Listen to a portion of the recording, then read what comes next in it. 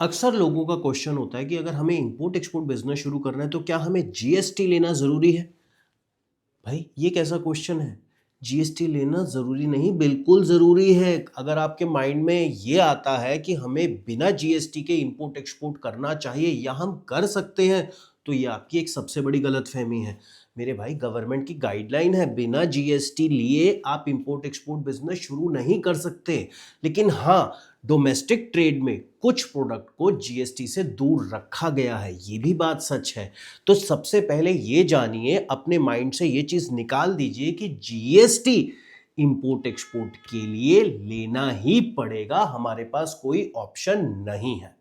मैं हूं Harsh Dhawan, international business expert, importer और एक्सपोर्टर। स्वागत करता हूं इंपोर्ट एक्सपोर्ट बिजनेस की मास्टर क्लास में, जहां पे हम आपको import export business practically, logically, आसान भाषा में और सरल तरीके से सिखाते हैं और समझाते हैं। और जिन्होंने इससे पहले के वीडियो नहीं देखे मास्टर क्लास के, तो वो जरूर देखें। हम स्टेप बाय स्टेप आपको इंपोर्ट एक्सपोर्ट बिजनेस कैसे करना है अपने हर वीडियो में एक सीरीज के माध्यम से समझा रहे हैं और सिखा रहे हैं। जीएसटी किन चीजों के लिए मैंडेटरी नहीं है। सबसे पहली चीज, हमें ऐसे कोई प्रोडक्ट जिसमें जीएसटी क्लेम नहीं लेना, तो एक अलग बात है। या गवर्नमेंट ने कुछ प्रोडक्ट को जीएसटी से अलग रखा गया है, तो इसीलिए ऐसे प्रोडक्ट्स में हमें जीएसटी नहीं मिले तो भी चलता है। लेकिन भाई, इंपोर्ट एक्सपोर्ट में नहीं चल सकता, क्योंकि गवर्नमेंट हमें इंसेंटिव देती है, हमें रिफंड मिलता है आईजीएसटी का, हमें रिफंड चाहिए इनपुट टैक्स क्रेडिट का, हमें कस्टम क्लियरेंस के लिए रिक्वायरमेंट होती है। और सबसे बड़ी बात, हमारे बैंक में क्रेडिबिलिटी भी जीएसटी के दौरान ही बनेगी। आज की डेट में अगर आप बैंक में करंट अकाउंट ओपन कराने जाओगे ना, तो सबसे पहले वो लोग यही मांगते हैं कि आपको जीएसटी का सर्टिफिकेट चाहिए, आपको कोई ऑनलाइन पेमेंट की फैसिलिटी चाहिए, वो भी बिना जीएसटी के आपको बिल्कुल नहीं मिलेगी। तो किसी भी सर्विस सेक्टर में आप जा रहे हैं या गुड्स एक्सपोर्ट कर रहे हैं, तो ध्यान रखिए, ये चीज अपने सीए के साथ कंसल्ट करिए कि भाई मुझे तो जीएसटी लेना ही पड़ेगा अगर इंपोर्ट एक्सपोर्ट लाइसेंस चाहिए, अदरवाइज तो सरकार देगी ही नहीं। तो अगर आपको ये मिसअंडरस्टैंडिंग है कि इंपोर्ट एक्सपोर्ट के लिए जीएसटी नहीं चाहिए, तो भाई ये एक बहुत बड़ी मिसअंडरस्टैंडिंग ही है। तो कभी भी ऐसी गलती आप बिल्कुल मत करिए। और जिन लोगों का जीएसटी रजिस्ट्रेशन नहीं है, अब मैं आपको स्टेप बाय स्टेप बताने जा रहा हूं कि आपको जीएसटी रजिस्ट्रेशन के लिए कौन कौन से डॉक्यूमेंट लगेंगे। बट इससे पहले, मेरा नाम है हर्ष धवन, मैं हूं इंटरनेशनल बिजनेस एक्सपर्ट और स्वागत करता हूं इंपोर्ट एक्सपोर्ट बिजनेस के इकलौते नंबर 1 चैनल पे, जहां पे हम आपको इंपोर्ट एक्सपोर्ट बिजनेस बहुत ही आसान और सरल भाषा में प्रैक्टिकली और लॉजिकली सिखाते हैं। अगर आपको जीएसटी अप्लाई करना है तो गवर्नमेंट की वेबसाइट है, आप जीएसटी पोर्टल पे जाके खुद भी अप्लाई कर सकते हैं। लेकिन मेरी सलाह मानो, एक सीए हायर कर लो, क्योंकि रीज़न क्या है, आपको लॉन्ग टर्म तक एक सीए चाहिए होगा। एक कंसल्टेंट होना आपके लिए बहुत ज़रूरी है, जो आपके स्टेप बाय स्टेप ये कंप्लीट करा सकें। सबसे पहले एक चीज़ आपको चाहिए, वो है आपका पैन कार्ड। दूसरी चीज़ चाहिए आपका आधार कार्ड। तीसरी चीज़ चाहिए आपका एड्रेस प्रूफ।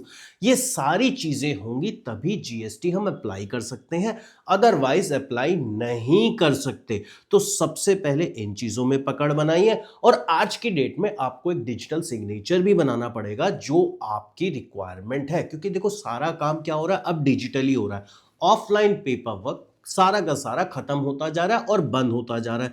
तो ये सारी चीजें पहले से ही आप एडवांस में लेके रखिए। अब आप जाएंगे अगले स्टेप में। अगले स्टेप में आपको क्या करना है, इस स्टेप में भाई हम जीएसटी पोर्टल पे चले गए। अब हमें जीएसटी पोर्टल पे फॉर्म फिल करना है। अब फॉर्म पे बेसिक डिटेल्स कौन कौन सी होगी, फॉर्म पे बेसिक डिटेल्स होगी सबसे पहले आपके पैन कार्ड की, उसके बाद आपका मोबाइल नंबर और ईमेल आपको वेरीफाई कराना है, जैसा कि नॉर्मल प्रोसेस होता है ओटीपी वेरिफिकेशन से।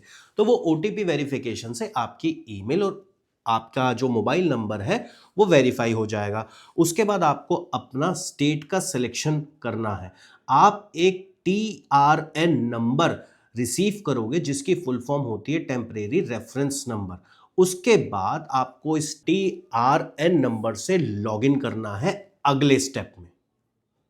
Fill your business details. अब बिजनेस डिटेल्स कैसे फिल करनी है, जैसे कि मैंने आपको बताया कि TRN नंबर से आपको लॉगिन करना है।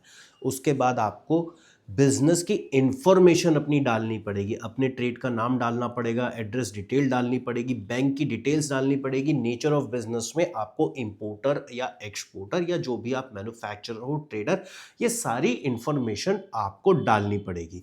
उसके बाद अगला स्टेप होगा डॉक्यूमेंटेशन का। आपको कौन से डॉक्यूमेंट अपलोड करने पड़ेंगे।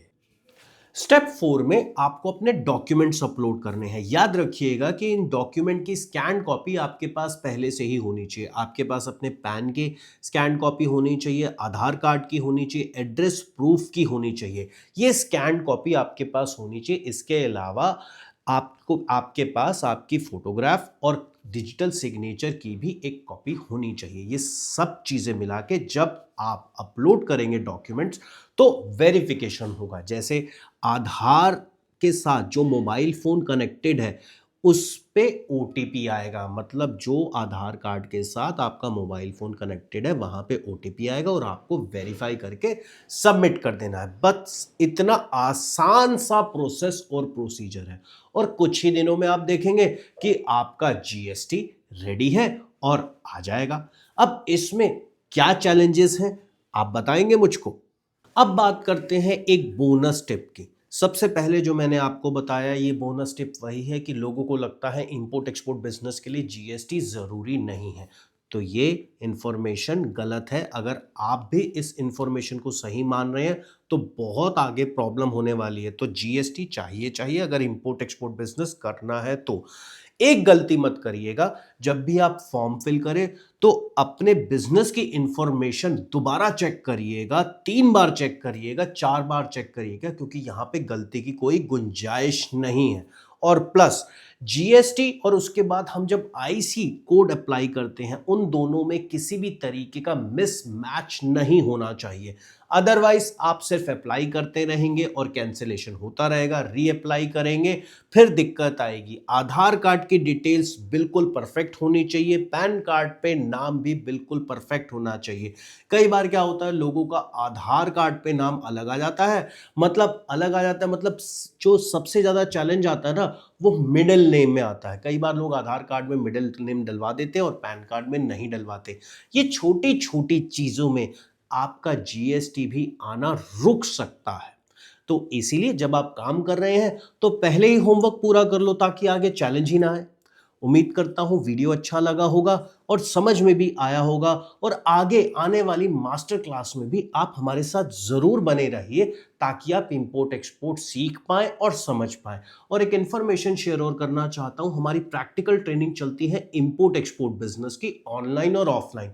अगर आप प्रैक्टिकली ऑनलाइन और ऑफलाइन सीखना चाहते हैं, लॉजिकली सीखना चाहते हैं, तो स्क्रीन पे जो नंबर आ रहा है इस पे कॉल करके आप रजिस्ट्रेशन करा सकते हैं और हमारी प्रैक्टिकल वर्कशॉप ज्वाइन कर सकते हैं। जिसमें एक फायदा आपको और होगा कि हम अपनी प्रैक्टिकल वर्कशॉप में आपको एक दिन पोर्ट के अंदर भी लेके जाते हैं जहां पे एक्सपर्ट्स द्वारा आपको ट्रेनिंग दी जाती है। मतलब आप अपने सामने देखेंगे कस्टम क्लियरेंस का प्रोसेस, स्टफिंग का प्रोसेस, इंपोर्ट एक्सपोर्ट का लाइव प्रोसेस और क्यों माल फंस जाता है, क्या क्या चैलेंजेस आते हैं, कौन कौन से डॉक्यूमेंट्स चाहिए, आगे कौन कौन से लाइसेंस चाहिए, ये भी हम आपको A to Z सिखाते हैं, मतलब बिल्कुल ट्रेन करते हैं।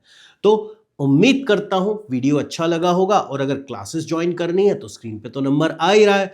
मिलता हूं अगले वीडियो में। Good day.